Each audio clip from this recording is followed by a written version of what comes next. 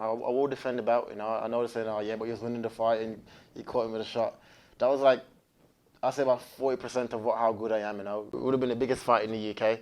So as I did it, security, if you watch the video, security like grabbed my arm and also they took him away. Oh yeah, gigs, yeah, 100%.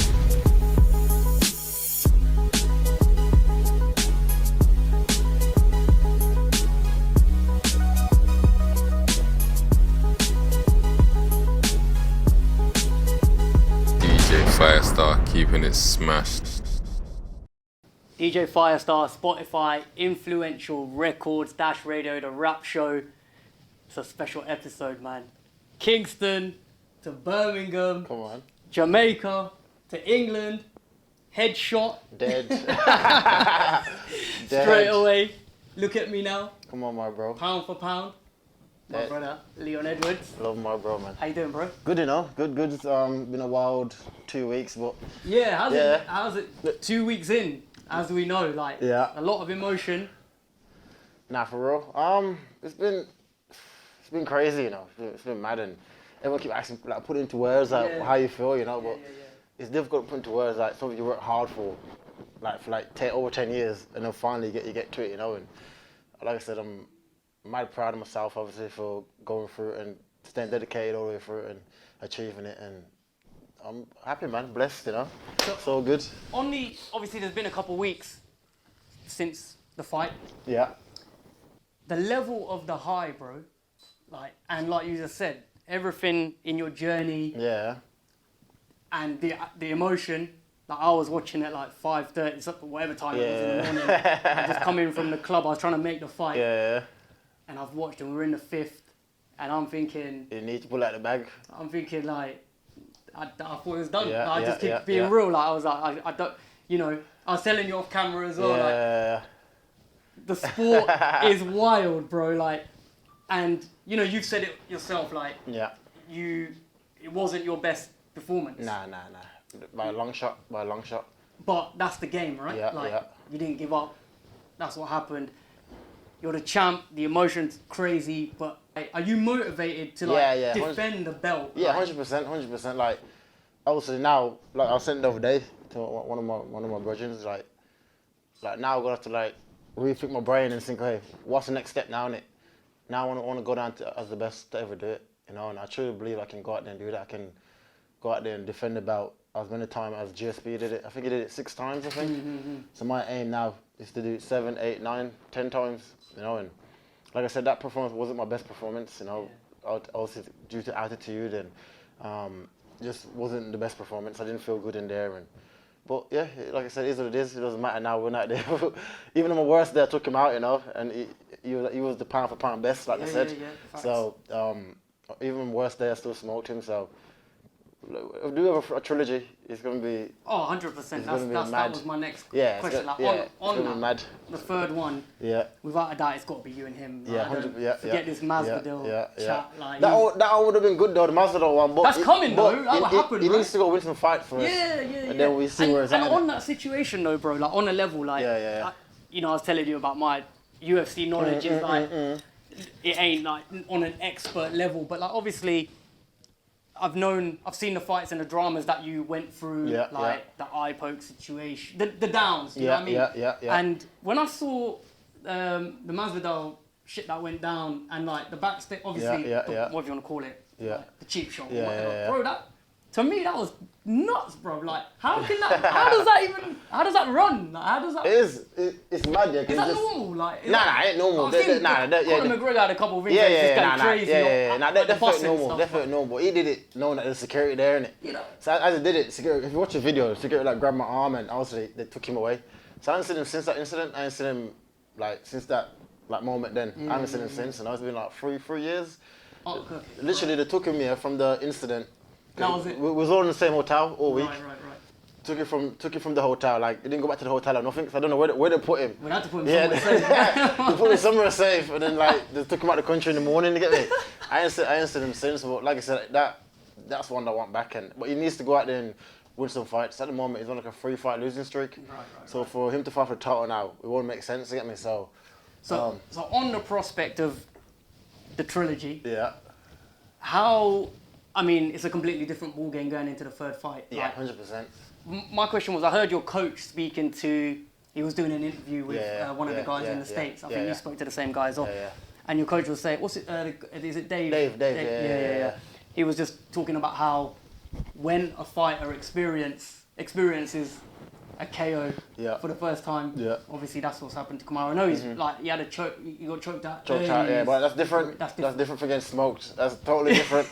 That's two different things. I mean, like, how does that affect a fighter from your knowledge or experience? Like, you can make.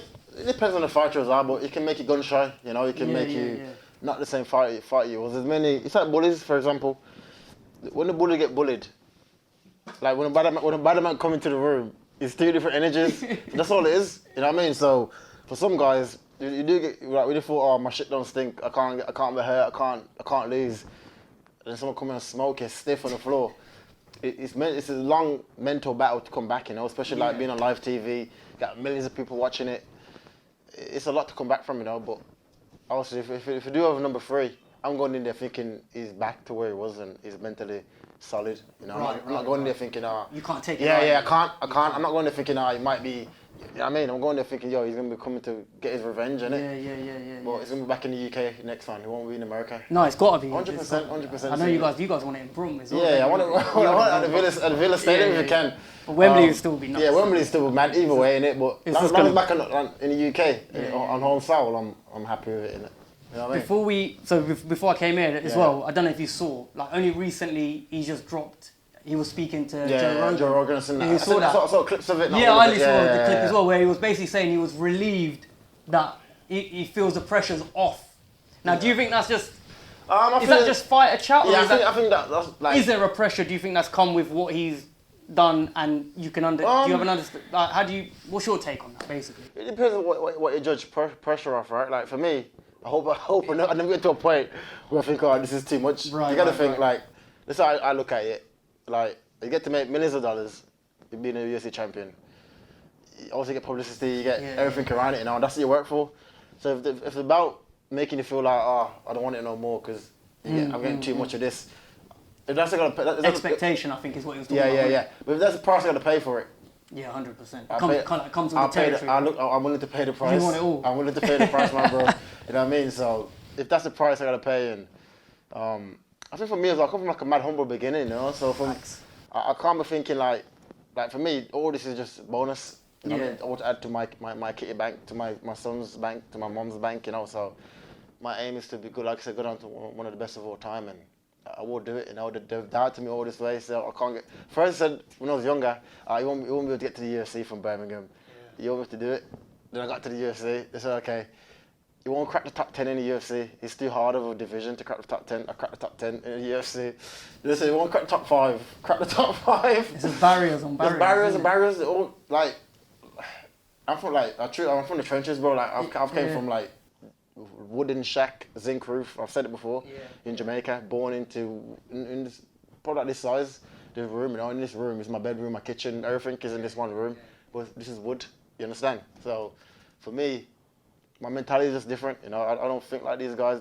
Kamaru Usman is, he's African, but he was brought to America. His parents was pharmacists and he went to college, did college wrestling and all that. With 2 different backgrounds, you know what I mean? With 2 different backgrounds, and I feel my mentality is what kept me going in that 5th round. Even though I know I was down in the scorecards, I thought, just keep going, innit? You know what I mean? You came this far, so... Yeah, and I know you spoke about it before, it wasn't a lucky shot. That definitely, we know that, that's fact. I've shown the video, I've shown evidence, while I'm drilling it in training, you know, like that same...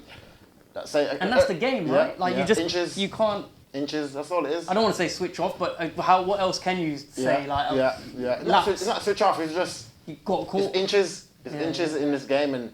You could do the same thing to me if I made a bad mistake, our position. You could have done the same thing to me. It won't take much to knock someone out, you know. Like I was seeing like skinnier guys, not big geezer around. It doesn't matter on the size of the person or what it is, just inches and. And like on winning the UFC title. Yeah. Talk a little bit about what's changed basically from before. Obviously, I'm guessing the phone is. Just ringing a lot more. And you just got to future plans because you're the top guy now? Yeah, is that? yeah. That's basically what it is. That's basically what I think. Dramatically, hasn't trained like overnight because my grind was like slow. You know, we were like from like fighting from bumps to go title shot.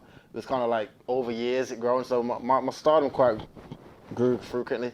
I think what's changed for me, obviously the deals I'm getting now on the phone is better. Also more people notice you, like normal people, not just fight fans or UFC fans. Like normal like civilians like notice you. Like go for breakfast and that. Random like this guy's coming up to you. And how are you handling that? Good, man. I good enough. Take it for what it is, and I don't let it get to my head. You know what I mean? Cause but doesn't it overwhelm you in terms of like you're not somebody who's like obviously you're not unapproachable. Nah. Yeah, exactly. Is that the energy you keep? Yeah, 100%. Sometimes it can be a bit like. Sometimes even my son is over. If I'm out with my son eating, then it's different. You know, of course, it's got to be by myself and I'm vibing. I don't mind like taking pictures and talking for a little bit, and because like I said, I know when I was younger and when I see other like famous people, and I try to talk to them, it gives you motivation to want to do when you want to be like them, innit? You want to do better with your life. You know what I mean? So, like I grew up in Edmonton in Birmingham, and I'm always around that area still to this day. You get me? So all the youths get to see me, and everyone get to see me, and it's normal, innit? And then obviously there was I saw this clip with you. I know you was with him as well recently. You was with Tyson at the with the WWE Saturday. I think before that there might have been a clip of when he was basically saying like, hold on to the belt, like get all the money that you can, and that like. And that's the aim. That is literally like you're in the. Have you got like as a fighter? Now you're in top position. Yeah. When do you stop fighting? Is it are you trying to go till the wheels fall off, or how does it work in your head? Like you want to get to? Is it like you want a certain level of like stability, and then or you want to? What? It's I think sports in general, not all fighters. It's sports in general. It's a short career. Yeah. Your prime is let's say 20 to like 30, 38. Right. 39, you know, if you push it, you know. So for me, it's one of these games. Like a punch can change anything. God forbid, you know, anything can happen. So my plan is now just obviously what I've been doing anyway, just investing, getting money in the right places, set it up so I can retire when I want to retire, not when the fight. I have to like fight till like in my 50s and you want to call it. You get me? It's on your terms. Yeah. I don't want to be fighting for money when I'm like late 40s and getting knocked out by younger guys, and I don't want all that. You know what I mean? So right now I'm making the right decisions, and God's willing. When it's time to retire, to walk away, I'm happy and can walk away and comfortably, you know. And to achieve that, that is the motivation to defend the belt, because that's what's going to give you, that's what's going to make that possible, right? Yeah, exactly, and that's my aim. I will defend the belt, you know. I know they're saying, but he was winning the fight and you caught him with a shot. That was like, I'd say about 40% of how good I am, you know. Yeah. No, facts, like. That's not the way I fight, way I perform, and that was him at his best. You know, that was Kamaru Usman. That's what he does, you know, and he couldn't get me out of there. And that's after from that, and I think the number 3 is gonna be. That third fight is gonna be. Number 3 back home in my country as well. It's gonna be good, man. I'm gonna be hitting you in the DMs. Like, bro, remember we did that interview? I need a ticket. You know what I mean? I need to be in that stadium. Everyone gotta show up, bro. It's gonna be mad. It's gonna be a mad event. So, I mean, obviously there's not a date for that or anything like that still. But next year. Yeah. Next year. Yeah. The same about March it's looking like, you know, so it's gonna be mad. It's gonna be crazy. Let's get into that one. Everyone's gonna hit me up already, but it's gonna be crazy. Let's talk music, right? I wanna start by basically jumping in and asking you. Obviously, you was born in Kingston. Yeah. You came here when you was 9, right? Yeah, 9, 10, yeah. What are your memories of that period when it comes to music? Do you remember? I know there was a lot going on for you, but musically, back then it was more like Bounty Killer, being the man. And what's your memories of that? Like them times as I still play like for me, innit? My dad used to love Sizzler. Right. Yeah, you was some Sizzler playing on your story the other day on the playlist. Yeah, man. So for me, that's like I put that with my dad, you know, because when he was riding the car when I was younger and I was with him, that's what he was playing in the car, innit? So every time I bang Sizzler, I'm in that mode. Yeah, I'm in that mode as a youth again. You get me? And I think like also music. Everyone put like a point in your life. You can like associate some music to that point in your life. What was going on in your life? You get me? And I think for me, also Bashment and reggae and for me, that's like my childhood, you know. That's what I grew up around, and that's still predominant, like you're saying now, on the playlist and like Sizzler. That's what I walked out with. My last fight was Dexter Dax. You come out to that. Yeah. You come out to that. Yeah, last two fights. Yeah, last two fights. Yeah, you want to talk about that record, man? You get me? So that getting back in that mode where it's like go time. You get me? That's that hungry mode. And is that the honest that you mentioned it? Because I was going to ask it later on, but is that what you'll come out to next, or is that you don't know, or because you come out to it twice? Yeah, twice. Nah, it is. I change up bit by bit. Sometimes I come out to it depends what I'm feeling in training camp. Right. You know what I mean? So what I'm feeling in training camp is what I will come out to. You know, so the last two fights, that's what's been getting me when I'm tired. You know what? This might be a novice question, but with the UFC thing, obviously they don't have. It's not like the boxing thing where they have artists come out live. Is that just not allowed? Is that what it is? Yeah, it's not allowed now. Right. It is. Sometimes I don't know what it is. If it's licensings or I don't know. But they used to do it back in the day, but they stopped it for some reason. I don't know why. But if I fight in the UK, I'm getting something out of it. That's the any idea? But who would you like? I mean, that's a tough one. I know. It depends on what I'm feeling in training camp, you know. But it has to be something that gets everyone going, gets the crowd hype. So the Dexter record. I mean, I was going to ask this question later, but you touched on it already. You've picked that twice. Yeah. That's just one of your favourite bangers. I mean, it's hype. I was watching it and the tune come on and I'm like, it gets me in the mood. It gets me in the mood to I know what's about to go down. You get me? You have to be ready to go, and that's what gets me my brain and my sidekick in the mood to go work. And then what about when it comes to training? When you're in camp, leading up to a fight, obviously music's playing. Yeah. Is there anything specific, not ritual wise, but anything that has to happen musically while you're in camp, or is it just is it a playlist situation? It all depends. For me, when I'm running, for example, if I'm going for road work, running 5 or 6 miles, I listen to slow jams. I don't like, for real? Yeah, I don't like rap music. Okay. Because it's a slow pace in it, so I like slow jams to run to. So what we got on there? What are we listening to? Hit me with a couple of names, man. It could be anybody, bro. Anybody. Just slow. Yeah, slow. That's mad. Old school though, 90s R&B. Okay, 90s R&B. That kind of vibe. You get me? I can run to that all day. Cause that's I get time to think as well, innit? When you listen to rap when you're running, you're just thinking mad shit. That's just too high. Yeah, it's too high. Too much going on in your head. Yeah, too much going on in your head. I need just slow, just hear the beat, and I'm just thinking about obviously the fight or whatever I'm thinking about for while I'm running. But yeah, it depends, man. Nipsey Hussle was out when I'm in training camp. That has to bang. Talk about that. Legendary artist. Yeah, that's in every camp. Nipsey got to bang that Victory Lap album. Yeah. That has to bang. What else? Also the UK. I got all that UK draw. I got I like old school though, like Gets, K.O. Classic. Yeah, that's Gavin's gonna be loving that. That's my era. GH's number one fan over there. That's my era. Pot of Paper has to bang. Yeah, So normally on influential records, I'll ask the artist or the athlete to give me 5 or 6 tracks that matter to them in some form, not in an order of importance. So let's try and do that. Let's get 6 picks from you of tracks with for example, I'm gonna give you an easy one. Obviously you mentioned Sizzler. Yeah. It can be an artist if not even a track. Give me 6 throughout to where you are now when it comes to music. Let's say you're going to a remote island, you can only take, I'll make it easy, 6 artists with you. Who are you taking with you? And if there's any specific tracks, let's jump into them one by one. That's hard, bro. You think? Yeah, that's mad. But I love the thing is I put people on the spot because otherwise it's you love music so much. A lot of us. Sizzler would definitely be one. All right, so Sizzler's in there. If Nip was about, Nip would be there. Tupac has to be there. Yeah? Yeah, 100%. Like a UK rap.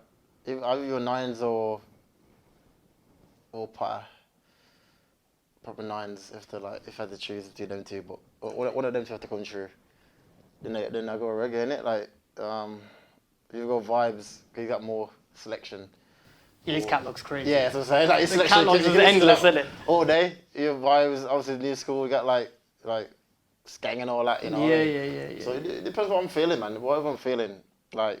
But you like to take it all in. Yeah. Everything. I like R&B. Obviously my genre is R&B, reggae. You got culture reggae or dancehall reggae. Hip hop, obviously. I like Afrobeats now. It's growing on me a lot over the last, I'd say, about 2 years. Yeah, that's about it really that I listen to. So if you was at the, and I asked Kamaru the same question a couple of years ago when we was talking, and I said to him, and I'll ask you the same question. Let's say we get to Wembley or wherever the fight is, part 3, goes your way. Yeah. It's your after party. Yeah. The official after party, obviously, everyone's on a high. You can have 3 artists to perform. Let's make it easy and just let's keep them UK. Yeah. What 3 are you having at the official Leon Edwards after party to like perform for you? Yeah, mad. Obviously, I'm going to be somewhere there playing on the set. Yeah, so 100%. We're clear, bro. I'm going to be spinning. that DM's coming. Don't you worry about that. That's spinning, bro. I don't know. Like I said, nine's up part is on there. Okay. Well, they're on a record together, and And it's up for vibes though. It's like you want some dancehall artists in there. You want some reggae artists in there. Okay. Like a Beanie Man or something. Well, we can't have vibes there. Obviously, that ain't gonna happen. Like a Beanie Man or something, like something to bring a bit of vibe in the party. Right. If it too rap orientated. If it too much man just standing up. So I need movement. All right, so Beanie. Yeah. Then last one, I know it's not UK, but last one would be I don't know, bro. I don't know. Give me one. I'll see. Throw one in there. I'm a rap guy. So I mean, you've named Nines, you've named Potter.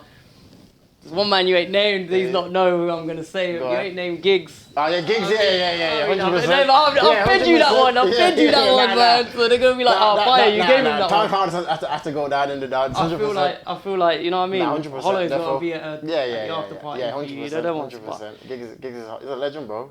When it comes to that. So the rap's proper heavy in a lot of different genres, man. I'm surprised at the R&B thing for the running though, but I don't know how that works. I mean, if that works, it works, isn't it? That's R&B. That's like slow jams. Yeah, even slow jams, or I listen to a podcast. Anything like them, I can think.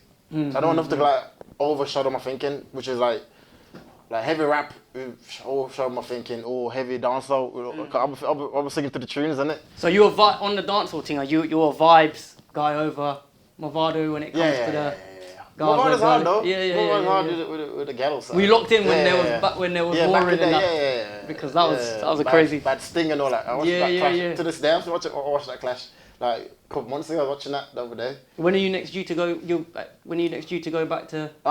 November. I'm sorting something out now with the UFC where I can sell like a charity in Jamaica. Right. Oh yeah, you mentioned you wanted to do something. Yeah. Talk about that. Yeah. I've partnered up now with one of Bob Marley's sons, and they got like a foundation already, the Bob Marley Foundation. Right. That we're in talks now. So God's willing, it goes through, and obviously to have connections in Jamaica where I can go back and it's more. I get like a structure as to how to handle it, because when poverty countries, which Jamaica is, it's difficult to do business there if you ain't got like connections. So to go through them, it's gonna be fantastic. And so my aim is to bring mixed martial arts back to Jamaica. Right. You know what I mean? Bring it back to Jamaica and just make the kids train for free. You know what I mean? And just teach them. You don't have to be a fighter. Like for me. Like my son does it. He's 9 years old. He does like jiu-jitsu and other stuff. You know what I mean? And not for him, I don't want to be a fighter, but it's what it teaches you. Right? You discipline, the hard work, the having manners to your coaches. Yeah. You know, to your elders or to your coaches, and even business-wise. Like for me, I'm learning more now about business through my accountant, my financial advisors. I'm learning more of them. Because it's a whole, it all comes together, innit? Yeah. You know what I mean? Cause once you make your money, you know what to do with your money. Yeah. So and you want to be on top of it. Exactly. You know what I mean? You don't want to be thinking out, just blowing it in clubs or someone else is in charge of it. You don't know what's coming in or what's going out. Exactly. So I'm learning it from them, and so yeah, man. It's a lot you can learn from mixed martial arts, and also my aim is to go back to Jamaica and somehow incorporate it into the youth and into the community. Setting that up over there, like, is there a part of you that hopes to have the kind of impact that maybe sprinting has had in Jamaica, Yeah. like with Bolt, obviously phenomenal, like Yeah. global. Yeah, come on. Like, Yeah. I've heard you talk about him, Yeah, and I was telling you off camera, he's been on the series, Yeah, sick. and obviously you guys have spoke. Yeah. So now he's your brethren. Yeah. So how's that feel? Like obviously It's good. like Bolt's the guy. Do you know what I mean? Like, 100%. So like I said, I have something like that, like acknowledging you and certainly doing good, and it means a lot. Obviously, you know what I mean. Coming from Jamaica as well, Yeah. it means a lot. Is that one of the highest accolades you can get, repping Jamaica? repping Yeah, JA 100%. Having like athletes from the country you're born in that you treasure close to your heart, saying like congrats, blah blah blah, and talking to you. It's good, man. Especially for my mum and that. They love they're like Jamaica. Yeah, of course. You know what I mean? They love it. So when your parents see you talking to them, they like get excited, you know. So like that's big. Because it's like it's putting on for the island. Yeah, you know what I mean? Like, 100%. It's you're as much as you rep here, you rep there. Because you had that thing where, I mean, maybe you can't say it as much, but you said it back then when you had you fought a guy a couple of years ago, and my bad, like my UFC knowledge, like, but you was fighting a guy from the UK, and you got booed. Who was that brother? And he was from Liverpool. Darren Till. And I didn't fight Darren Till though. He was the main event. Right. Yeah, but obviously. But it was in the UK. Yeah, I was co-main event. He was the main event, but we was going back and forth on Twitter for like months. Right. Leading up to the fight. You get me saying after this fight, whoever wins, we'll both win. We'll fight each other. Yeah. For the UK, 'cause it would have been the biggest fight in the UK, but yeah, so I got booed. Yeah, it was his crowd, all Liverpool people. Right. So it was more his crowd. It was the main event, so the card was all built around him. Yeah. That was just, they started booing me, and I was like, mate, fuck this flag. I threw the flag away. And I like the Jamaican. Different times. different times then. I like the Jamaican flag, you know, but yeah, he went on to lose his fight. Right. He got knocked out, and I went on to win my fight with Gunnar Nelson, and so we'll never get to meet, you know, but now we're good friends, you know, me and Darren Till. Now we've got like a charity together in the UK to tackle knife crimes. Right. You get me? Me, him, and Jimmy Manua. Jimmy's from London, Darren Liverpool, me Birmingham. So our plan is, we've started already, is to also help youth in each city, innit? Right. You know what I mean? So that's what we're doing at the moment. So it's all good now. We're back. And that was one of my questions as well. Like, obviously, for people that know your story, your mum like pushed you towards that whole the gym, the fighting. Yeah. What advice can you give to any youngsters that are listening? But we know they don't often, they don't take a lot in. But to the parents who have got kids that they feel are like going on the wrong path or whatever, what advice can you maybe give to? What help can you give to parents, or how can they, you know, to get kids off maybe the road life or like doing things like that? Like, what's your advice on that? For me, I can talk for me. Like, mixed martial arts for me has changed my life, innit? Like my mum, I've done it all for that road. You know what I mean? When I was younger, like 15, 16, 14, I've done it most of it. You know what I mean? So, for me, obviously, all it is kids in the UK. There's nothing to do. Like when I was younger, you had like YMCA's and everything, all closed down now. There's no facts, right? Yeah, that is the clear So all reason. it is, when you're young, full of testosterone, hanging around the street, you end up getting into trouble. Yeah. And that's all they're doing, they're getting into trouble. And it's getting worse and worse as the generation goes on. Yeah. Because the government is not putting no money into the community, innit? No. So for me, I just say, like, get them into mixed martial arts from young, from like 12, 11, from young, to channel that energy into something else, you know what I mean? Yeah. And I think what it is as well, most men on the road, they're very insecure. Like for a straightener, they're very insecure for a straightener. Right. That's why they bring knives to feel like they're protected. Yeah. You understand? So I think if you get comfortable, know that I can have it with most men on the road and probably win. Yeah. You won't need to carry a knife. You know what I mean? I think that's what it is. It's insecurity is part of it. Do you see a lot of like the youngsters come through at, you know, the gym that you are locally, and do you see a lot of kids like taking to? Yeah. You see it firsthand. I see it firsthand. The 100%. And, like, the benefits of it. Yeah. From like when I was younger, and I got into mixed martial arts, all my friends followed me into mixed martial arts. You know, we was all on the road doing madness, and all like following me now into mixed martial arts, and now they're like also husbands and big man now. I'm 31 now. You know what I mean? So they're all like got a little business there, here and there, and so I think. Not just mixed martial arts, but just sports in general. I think you just need like a challenge in your life, you know, something to put your energy into as a young man. The more time you get to just sit around and with your brothers, just smoke weed and just chill, you're gonna find ugly, like you can be like find shit to do in it. And that's all it is, man. Just give him something to do. Get him into in any sport or in music or whatever you want to put energy into. Folks that put energy into that, and God's willing, it might help him in the future, you know. Yeah. I think the point you made about the funding, though. Yeah, that's what it is. Yeah, well, when I was younger, I remember being a bit YMCA. We had bare options. Yeah, bare options like go to music there or a bit of boxing there. Now there's nothing, you know. So I think the government need to somehow put money back into the community and help the kids out, you know. Yeah, for sure, man. Well, the third fight, bro. We're looking forward to it. I'm sure you're looking forward to it. Yeah, you have to fight, bro. Come there, bro. That DMs are ringing, yeah, bro. Come Believe on. me, You have to fight, man. On a level as well, on a big up the team, your team. Yeah. Big shouts to Tim and the whole camp. The whole camp, everyone. And you for coming through, my bro. Bro, it's been a pleasure. I appreciate the time. Good man. We're rooting for you, bro. Love my bro, man. We're going back to the UK. You know what I mean? We're going to do it in the UK. Shut it down. Firestarr, LEONEDWARDS. Let's go. The champ. We're out. Let's go. DJ Firestarr keeping it smashed.